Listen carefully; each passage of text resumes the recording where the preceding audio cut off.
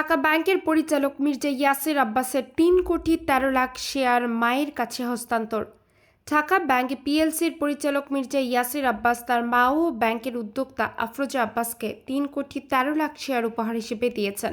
তিনি ব্যাংকটির প্রতিষ্ঠাতা ও সাবেক উপদেষ্টা মির্জা আব্বাসের ছেলে।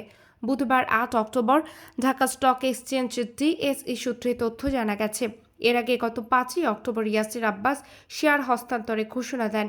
ডিএসইতে সেদিন ঢাকা ব্যাংকের শেয়ারের সমাপনী দর ছিল 11 টাকা 60 পয়সা। সেই হিসেবে উপর দেওয়া শেয়ারগুলো বাজার মূল্য দাঁড়ায় প্রায় 36,30,80,000 টাকা। ডিএসই জানিয়েছে শেয়ারগুলো ট্রেডিং সিস্টেমের বাইরে গিফট আকারে হস্তান্তর করা হয়েছে, অর্থাৎ লেনদেনে কোনো অর্থ লেনদেন হয়নি। উল্লেখ্য, আফরোজা আব্বাস ঢাকা ব্যাংকের অন্যতম উদ্যোক্তা ও সাবেক সংসদ সদস্য। তিনি দীর্ঘদিন ধরে ব্যাংকটির পরিচালনা পর্ষদের সক্রিয় ভূমিকা পালন করে আসছেন। অন্যদিকে মির্জা ইয়াসির আব্বাস বর্তমানে ব্যাংকের পরিচালক হিসেবে দায়িত্ব পালন করছেন।